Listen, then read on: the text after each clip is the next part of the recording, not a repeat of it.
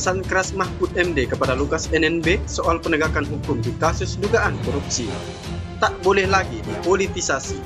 Namun sebelum saya lanjut, bolehlah kalian menekan tombol like, dan yang belum subscribe bisalah Anda subscribe juga channel ini terlebih dahulu. Kalau sudah, mari kita ikuti berita ini sampai selesai.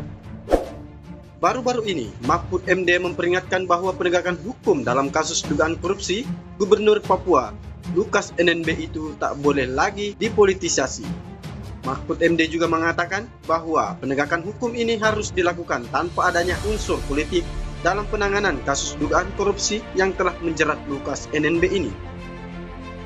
Baik pemerintah maupun partai, kata Mahfud, tak boleh lagi ada mempolitisasi penegakan hukum terkait kasus dugaan rasuah Lukas NMB.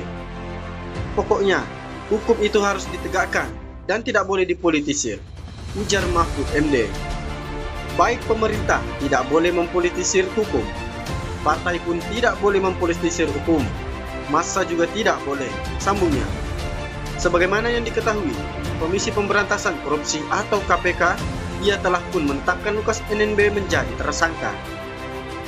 Lukas NMB ini ditetapkan sebagai tersangka lantaran ia diduga telah menerima gratifikasi senilai 1 miliaran rupiah. Selain itu juga, Pusat Pelaporan dan Analisis Transaksi Keuangan atau PPATK juga telah melaporkan temuan dari hasil analisis adanya 12 transaksi oleh Lukas NMB ini yang nilainya mencapai ratusan miliaran rupiah. Dan Lukas NMB sendiri tak memenuhi panggilan KPK untuk diperiksa di Makobrimob Papua pada 12 September 2002 lalu. Meski ia belum diperiksa oleh KPK, Lukas NMB ini tetap dijadikan sebagai tersangka kasus korupsi. Lukas NMB menjadi tersangka sebelum diperiksa oleh KPK. Koordinator Masyarakat Anti Korupsi Indonesia ataupun MAKI, Boyamin Saiman pun angkat bicara. Menurut Boyamin, penetapan seseorang itu menjadi tersangka itu bisa dilakukan selama penyidik KPK telah mengantongi minimal 2 alat bukti. Penyidik manapun, jika dua alat bukti sudah cukup minimalnya dan peristiwanya ada, sebenarnya sudah bisa langsung menentukan, kata Boyamin Rabu tanggal 21 bulan 9 tahun 2022. Seperti dalam kasus-kasus sederhana misalnya perampokan atau kecelakaan, itu kan langsung penyidikan aja, itu tanpa harus penyelidikan karena sesuatu yang frasa hukumnya itu sudah sederhana. Memang ada 2 alat bukti, lanjutnya.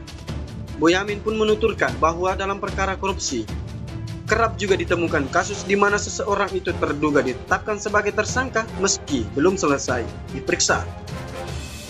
Di kasus-kasus korupsi juga sering terjadi begitu dalam konteks beberapa case itu di kejaksaan. Kepolisian ada yang langsung penyidikan karena sudah 2 alat bukti, terang Boyamin. Boyamin juga mengungkapkan upaya hukum yang dapat ditempuh oleh pihak Lukas NMB terkait masalah penetapan tersangka ini, yaitu dengan mengajukan permohonan pra-peradilan terhadap pihak KPK.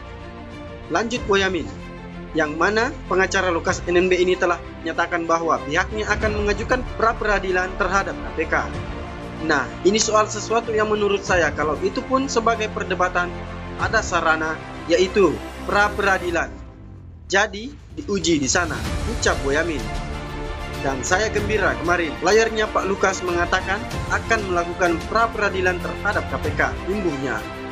Bagaimana menurut kalian? Silahkan cantumkan pendapat kalian di kolom komentar. Dan terima kasih sudah menonton video ini sampai selesai. Sampai jumpa di berita selanjutnya dari channel ANTV News.